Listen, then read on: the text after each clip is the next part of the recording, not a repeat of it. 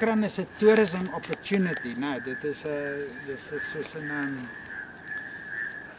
wat hulle noem 'n tourism magnet. Ja, attraction. Attraction. Ja, dis die woord wat ek soek. En sover het dit nogal baie mense gelok. Hierso is nou 2 Duitsers vanoggend hierso wat nou nooit hierso sou afgehardloop het as dit nou nie vir die parkrun was nie. Tell me again about Dean and his involvement in this whole thing, and who is Dean? Dean was one of the locals. They also had a B&B in that, and he obviously travelled around a lot, and he obviously found out about Parkrun and done a couple, and then he started doing the investigation to get one started here. So we have this was our B route, and our A route was the Leopard Loop. It runs through here and it does a loop and then comes back out here. So we had both loops, so we tried out both, and then obviously the guys from Parkrun that came to do the assessments and that said that one's it won't work, it's too narrow, so they passed this one. So yeah, we've been doing it since then. Okay, cool. And tell me a little bit. I heard about Thomas Baines while you were talking. So vertel my 'n bietjie van die pad en goed.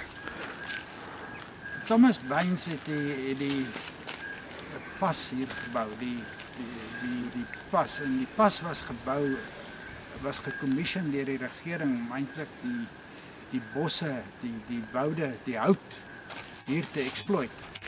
En dis hierdie pas is deel van 3 passe. Dit is die Bloukranspas, ek dink Prins Alfred, Bloukrans en hierdie een. Dit was die roete van Nysna af deur na Humansdorp toe. Maar wat hy gedoen het, is hy het nooit die pad regtig uitgelê soos 'n landmeter vandag sal uitlê en met ligfoto's en sulke goeders nie. Die tegnologie wat hy gebruik het is actually om te gaan kyk waar die olifante deur die bos 'n pad gemaak. Want die olifante het hier 'n pad deurgeloop en die pad is tot vandag toe nog sigbaar is. So as jy net hierso kyk, dan kan jy actually sien hoe loop die olifantpad reg langs hierdie pad af. As jy daar instap, dan kan jy actually dit op sien, jy weet, soos wat die olifante die pad uitgestap het. So hy het daai roete gebruik en sy pas reg langs dit natuurlik af, wat natuurlik 'n slim ding is om te doen. Okay, so wanneer was die pad nou gebou? Dit staan op daai bord is in 16 something. Ek sal nou gaan kyk. Ek kan nie die actual jaar onthou nie.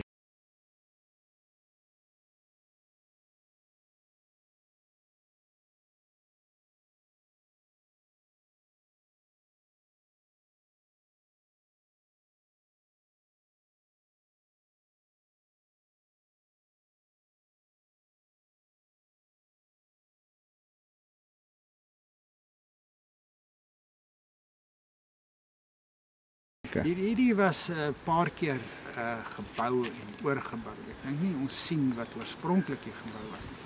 Die oorspronklike is Thomas Baines Culverts, lyk soos hierdie. Dit is wat soos dit gelyk het en dit was gedoen met convict labor, maar die brug soos wat jy dit nou onder sien is that's been rebuilt in 1940, I think, by soldiers returning from the Second World War. The 1940s would have been the First World War. 1940 is the Second World War. Yeah, that ended in 45. Correct. Yeah. So after that, when they returned, I think to give them some work, they've rebuilt the actual bridge over the Storms River that goes through the Storms River. Go on, yeah. Old alternative route. Yeah, because you said this is the old 102. Oh, 102, yeah. Yeah. So there's still, if you follow this all the way throughout, then you come into Nompelo, the township at the back, then the R102 carries on straight. Okay. And it runs all the way through to Jeffreys Bay. You can still use the old R102. And it's just sections of it that have been obviously now cordoned off. But